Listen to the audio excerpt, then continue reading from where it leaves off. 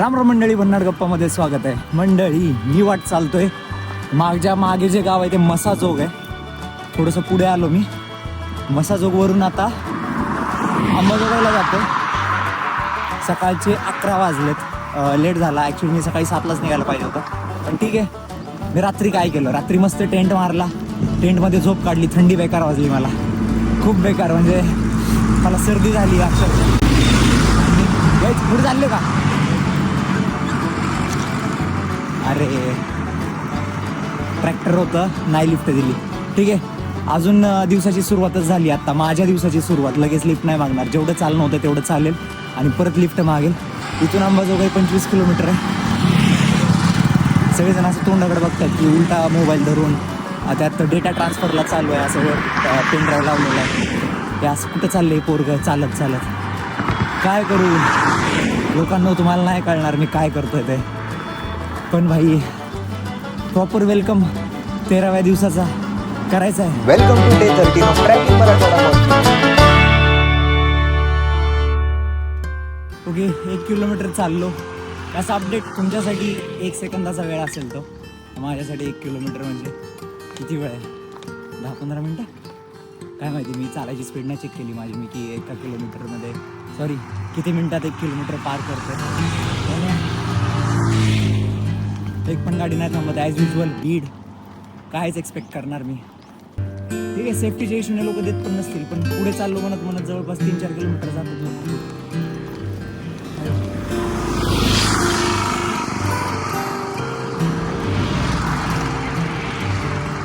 म्हाताऱ्या माणसं, त्यांना काय कळत नाही काय करायला काय नाही.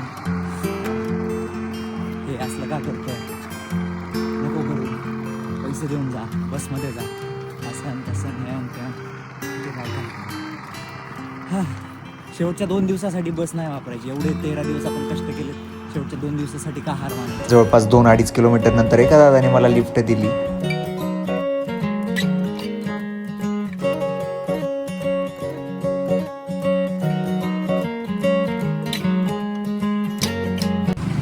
केजमध्ये आलोय. आमच्या अजयचं केज. मला लिफ्ट ज्यांनी दिली त्यांचं मनापासून धन्यवाद. दादा होतं. दादा तुम्ही इथेच केजला प्रॉपर बीडचे. तुम्हाला माहिती आहे बीडचे लोक लिफ्टच घेत नाही. मला फक्त जेवढं मी मराठवाडा फिरलो ना त्याच्यामध्ये बीडच्या लोकांकडूनच थोडा असा एक्सपिरियन्स आला. लवकर लिफ्टच भेटत नाही. आता इथून नाही भेटत लवकर. हा गैरसमज दूर झाला असं वाटतं. झाला तरी म्हणजे कालच्यापेक्षा आज लवकर भेटली. काल मला 40 मिनटं लागले होते. 40 मिनटं वेट केला. आज 20 मिनटं वेट केलं. गुंड्यावर गेलं. ठीक आहे, थँक्यू सो मच दादा. भेटूयात आपण. चला. येस अजय, मी आलोय केजला. आता तू कुठला बॉम्बे वडापाव काहीतरी म्हणला होता. मी काही तिकडे जाणार नाही आहे. ते तुझे पैसे तुझे तू बघून घे. पण तिथून अंबाजोगाई गाठायचं आहे मला. अंबाजोगाईला काय करू? इथून चालत जाऊ की आधी लिफ्ट घेऊ इथून डायरेक्ट? लिफ्ट जर घेतली इथून डायरेक्ट तर परवडेल मला. मी लवकर जाईल. लिफ्ट भेटली लगेच. गोळी खाल्ली. गोळी खाल्ल्या चालत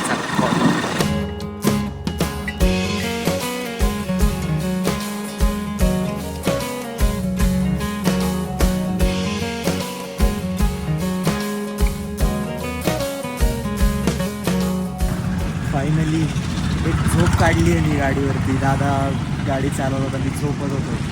बेकार झोप लागली. सर्दी झाली मला. पण असं हा दादा आहे ज्याने लिफ्ट दिली आपल्याला. थँक्यू दादा, थँक्यू सो मच. आता तुम्ही कुठे चालले पुढं? तर आलो फायनली अंबाजोगाईला कसं तरी धडपड करत. थँक्यू दादा, थँक्यू सो मच. भेटूयात. चलो बाय बाय. या दादाने मला त्याचा नंबर दिला कारण तो सुद्धा कळमलाच जाणार होता. मेन रोडवरती सोडल्यानंतर इथून पुन्हा चालत जाण्यापेक्षा मी परत एकदा लिफ्ट घेतली आणि गेलो मंदिराकडे. एंट्रीवर दादानी लिफ्ट दिली. थँक्यू सो मच दादा, थँक्यू. चला फायनली आलोय. हे आहे योगेश्वरी देवीचं मंदिर. ज्या गावाची ओळख, या गावाची ओळख ज्या देवीच्या नावावर आहे, तर अंबाजोगाई.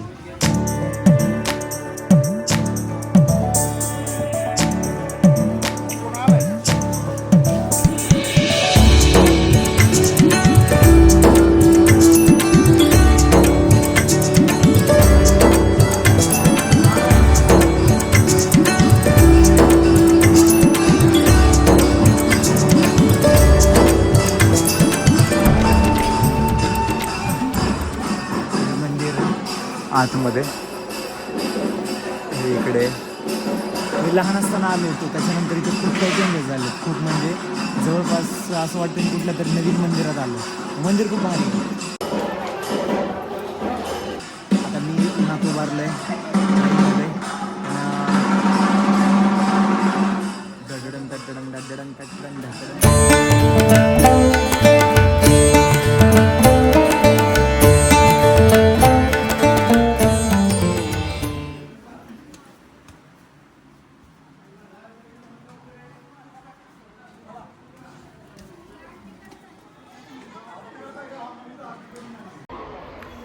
माझ्या चेहऱ्यावरती इथं एक पिंपल आला आहे, इथं एक पिंपल आहे. बापरे, चांगल्या चेहऱ्याची वाट लावून घेतली मी.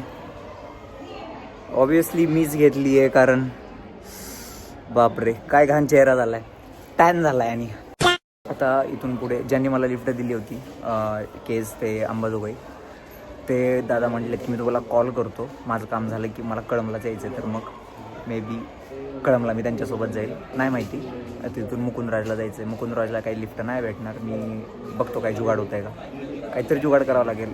मुकुंदराज इज स्पेशल, त्यासाठी तर आपण आलो अंबाजोगाईला.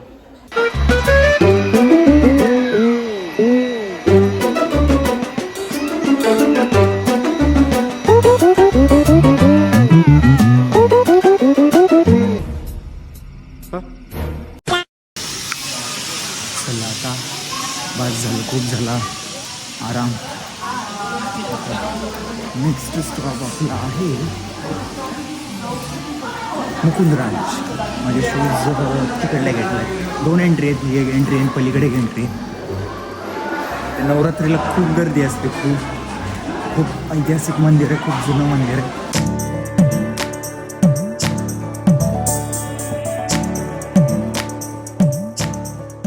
मुकुंदराजीतून आहे 2 किलोमीटर. तर लिफ्टनं मग आत्ता पायी गेलेलंच परवडलं. 2 किलोमीटर तर मी आरामात चालू शकतो.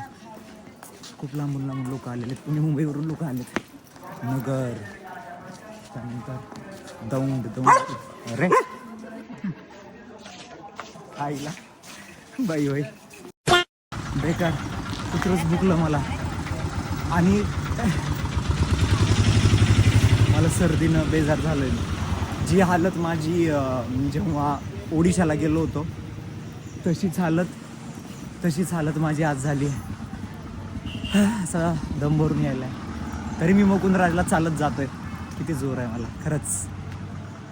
एखादी लिफ्ट बघतो, जाताना तरी लिफ्ट भेटेल, येताना जरी नाही भेटली तरी जाताना तरी भेटेल. मुकुंदराजला इकडंच का? किती आहे, चालत जाऊ शकतो की? नाही, थोडं लांब आहे. तरी 2-1 किलोमीटर चालते की? मग काय जाऊ दे, रोज 10 किलोमीटर चालणं होईल. हां, बीडचे लोक लिफ्ट देत नाहीत याचं उदाहरण मला इथे पण दिसतंय अंबाजोगाईला. मी एका मामाला म्हटलं, मामा पुढे चालले का? तर नाही म्हणले आणि नीट पुढे गेले. जवळपास किलोमीटरवर तर पुढे गेले असते. तिथून दिसायलेत मला, अजून तर सरळच वाट चाललेली दिसायले म्हणजे गाडीवर.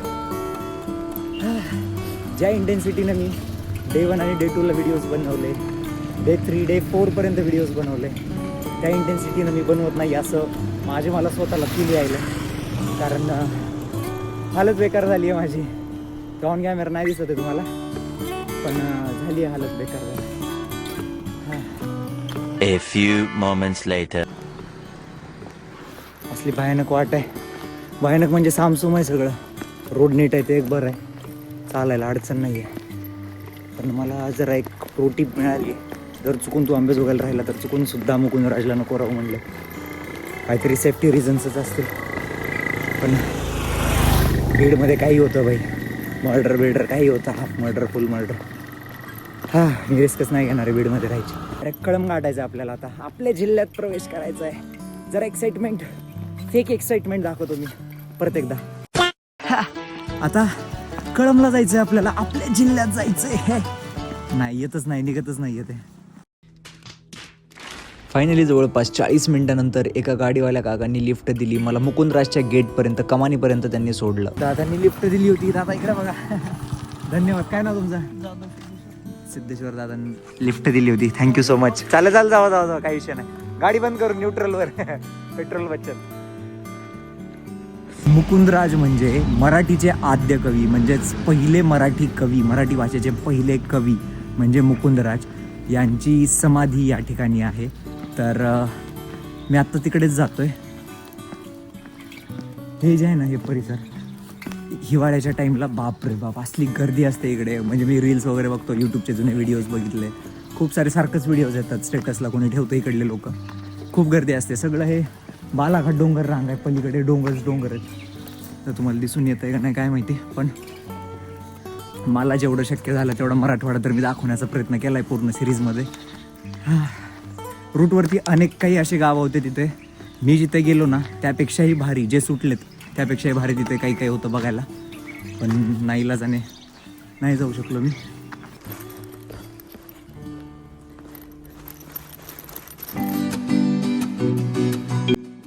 इथून खालीपर्यंत अजून खाली जायचे बरं. जवळपास 101 पायऱ्या खाली उतरून मी मुकुंदराज यांच्या समाधीस्थळाकडे गेलो. मुकुंदराज यांनी विवेकसिंधू हा मराठीतील पहिला ग्रंथ या ठिकाणी लिहिला असे म्हणतात. त्यामुळे या भूमीला मराठी साहित्याचे उगमस्थानही मानतात. हे आर्किओलॉजिकल सर्वे ऑफ इंडिया यांच्या ह्याच्यात येत नाही, पण स्टील महाराष्ट्र शासनाच्या ह्याच्यात येतं. राज्य संरक्षित स्मारक मुकुंदराज.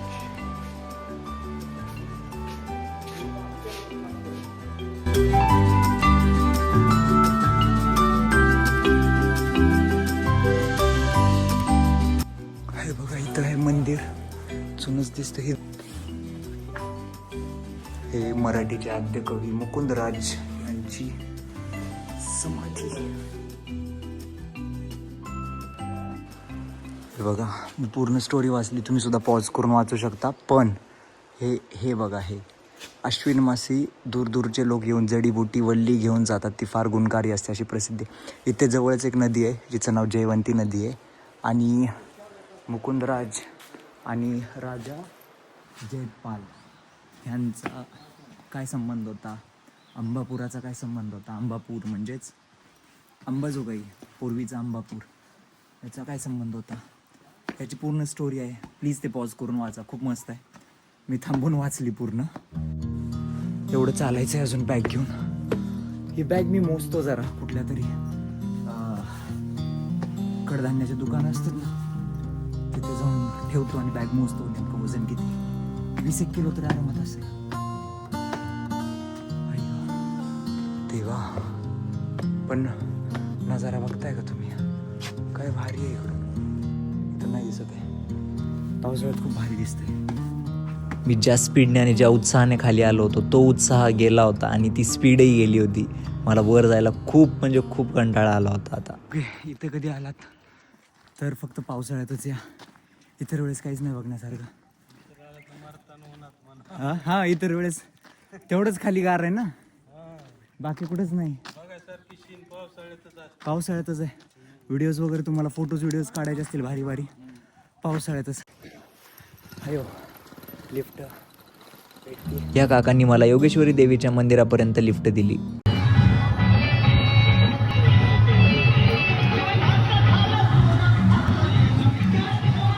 कॉपीराईट लागलं म्हणून जास्त वेळ नाही थांबलं इथं. तिथे डान्स प्रॅक्टिस चालू आहे. एका रोमध्ये 20 लोक आहेत असे टोटल. त्यांच्या एका डान्समध्ये 60 लोक होते. बापरे. आता मी ज्या दादाने आपल्याला केजपासून अंबाजोगाईपर्यंत सोडलं होतं त्या दादाला कॉल करतो, एकदा विचारतो दादा झालं आहे का तुझं काम, कारण तो कळंबला येणार आहे. जर तो म्हटला झालं आहे किंवा थोडा वेळ लागणार आहे, थांबतो त्याच्यासाठी, एडिटिंग करत बसतो कुठेतरी. जर तो म्हटला नाही वेळ लागणार आहे तर मग जातो मी आणि तिकडे जाऊन एडिटिंग करतो. बघू आता पुढचं काय. पुढचा जिल्हा, शेवटचा जिल्हा धाराशिव जिल्हा.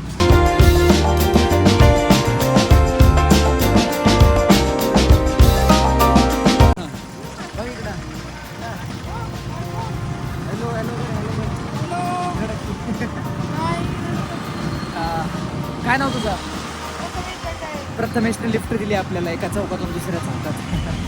धन्यवाद प्रथमेश तुझं, थोडासा अंतर कमी केल्याबद्दल. आमचं आपलं चॅनेल आहे भन्नाट गप्पा म्हणून यूट्यूबला. हे स्वतःच्या चॅनलचं प्रमोशन मी नाही करणार तर कोण करणार. छोटीशी का होईना लिफ्ट दिली, धन्यवाद. काय मामा बरे होत का?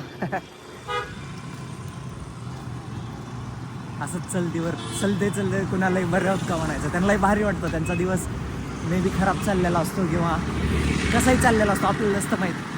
चलत चलत जरी म्हणलं काय मामा बरे होत का, त्यांना लई भारी वाटतं. एक्सपिरियन्स करून बघा तुम्ही, कधी मुलींना करू नका, मुलांनाच करा, म्हणजे जेंट्स लोकांनाच करा. पोरी लगे तोंडाकडे बघतात, त्यांना काय होतं लगे काय माहिती. प्रत्येक मुलगा सारखा नसतो ताई, पण ठीक आहे, म्हणजे मी नाही केलं कोणाला, पण तरी सांगतोय पोरींचं अवघडच आहे. पोरींला समजणं म्हणजे गाढवा पुढं वाचली गीता, असा आहे तो विषय, म्हणजे वेगळाच नाही. मी काहीतरी विचित्र बोललो. चला आता वेळ आली आहे थोडंसं बिनलाजेपणा दाखवायची. थांबला नाही आईला, कोणीतरी लिफ्ट दिली पाहिजे.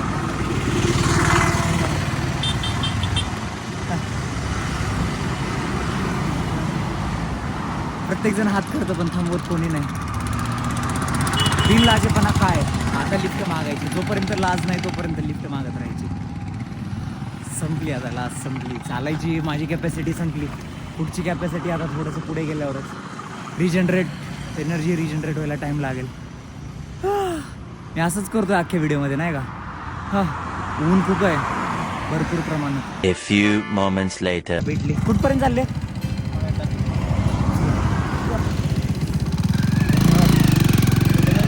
मी कळमला चाललो. या काकांनी मला एका चौकापर्यंत सोडला आणि तिथून मी एका छोट्या हत्तीमध्ये बसून पिकअपमध्ये बसून पुढे गेलो कळम रोडपर्यंत. लोखंडी सावरगावपर्यंत लिफ्ट आहे. तिथून मग थोडंसं अजून पुढे जाऊन मग कळमला बघतो हळूहळू. 3:15 काहीतरी 3:15 वाजले. जातोय 5 वाजेपर्यंत मी पोहोचेल. किती कळम इथून जवळच असेल की 30-40 किलोमीटर. 35 कुठून लोखंडी सावरगाव बस. मग झालं तर मग 35 किलोमीटर म्हणल्यावर अर्धा पाऊण तासच जातो आपण. टू व्हीलरवाला बी मेट्रो होते.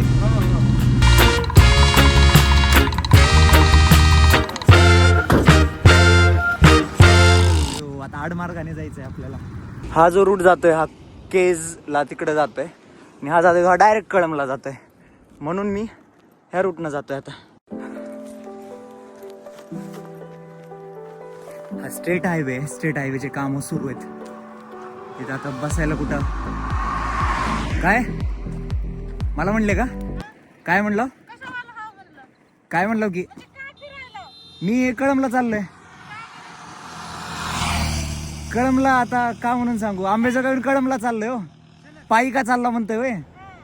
आता त्यांनी हा प्रश्न विचारलाच म्हणून मी त्यांना थोडंसं ब्रीफमध्ये एक्सप्लेन केलं. भरपूर लोक वेडा म्हणतील, भरपूर लोक मला खूप काही म्हणतील. असं का फिरतोय, गाडीवर फिरायचं, बसचं तिकीट काढायचं, बसने जायचं, खूप काही म्हणतील. पण आता मला सांगा, मंदिरात आपण देवाला नवस करतोच ना, देवीला नवस करतोच. तो नवस तुम्ही मोडता का कधी? नाही ना. हा एक प्रकारचा छोटासा माझा नवसच म्हणायचं. मी प्रवास करताना कुठेच पैसे घालवले नाहीत, बिलकुल नाही. तर मग मी शेवटच्या 2 दिवसासाठी का पैसे घालवू? तो एक प्रण होता की फ्रीमध्ये फिरायचंय, तर मी फ्रीमध्ये फिरतोय. तर लिफ्ट लोक देत नाहीत त्याला, मी काहीच नाही करू शकत. ते त्यांची इच्छा आहे. मी आधीच म्हटलं होतं, लोकांनी काइंडनेस दिला तरी तो ॲक्सेप्ट करेल, लोकांनी हेट केलं तरी तो ॲक्सेप्ट करेल. रस्त्याच्या बाजूला एक झाड नाहीये, म्हणजे असं कुठं थांबावं म्हणलं तरी एक झाड नाही. अवघड आहे. गव्हर्नमेंट ऑफ इंडिया काय, मला लाज वाटल्या पाहिजेत. एक तरी झाड ठेवा, ॲटलिस्ट लावा तरी. कळमकडे जात असताना असं वाटत होतं की आता इथेच थांबावं, आता पुढे जाऊच नाही. पण 2 लोकांनी मला टप्प्याटप्प्याने लिफ्ट दिल्यामुळे थोडीशी स्फूर्ती अजून आली होती. ट्रॅक्टरला मारू काय लिफ्ट परत एकदा. ते मगाचाच माणूस आहे जो कॉलवर चालला होता.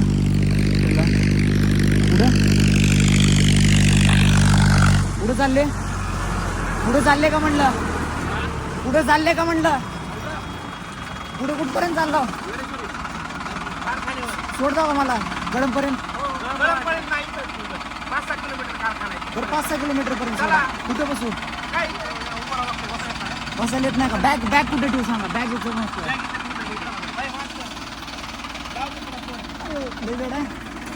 सावकाश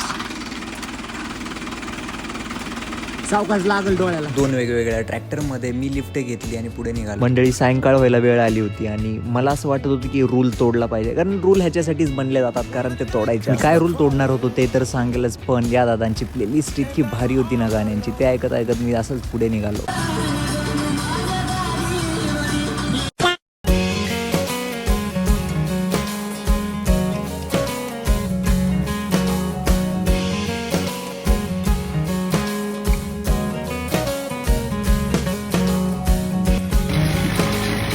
दादाची प्लेलिस्ट गाण्याची एकच नंबर होते हा. काय खतरनाक गाणे होते.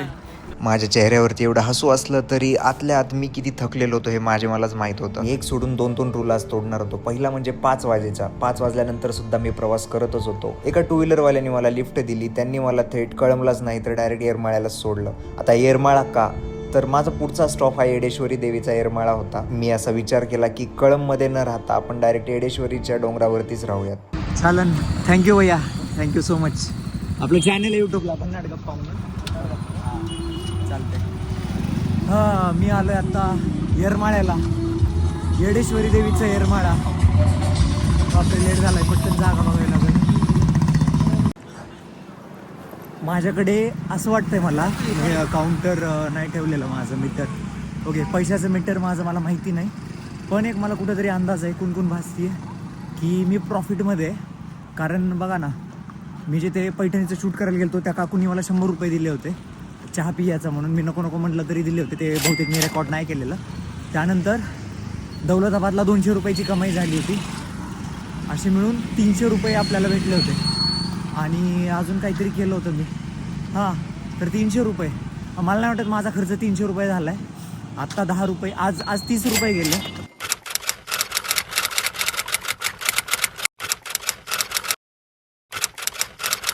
आणि येडाई देवीच्या तिकडे जाईल. तुम्हाला दिसतोय अंधार, पण वाजलेत आत्ता 5:45. 6 वाजेपर्यंत जाईल मी सिटीमध्येच आहे. येरमाळा सिटी, येरमाळा गाव, सॉरी सिटी, ते काय बोललो मी, सिटी. मी बीडला नावं ठेवत होतो, पण आमचं धाराशिव पण काही कमी नव्हतं. येरमाळ्यामध्ये मला कोणीच लिफ्ट दिली नाही. मी चालत येडेश्वरी देवीच्या मंदिरापर्यंत गेलो. आता वेळ झाली होती व्हिडिओ इथेच थांबवण्याची, कारण मी खूप जास्त स्वतःला एक्झॉस्ट करून घेतलं होतं. चला तर मग भेटूयात आता पुढच्या व्हिडिओमध्ये. हा व्हिडिओ आवडला असेल तर नक्की लाईक आणि शेअर करा.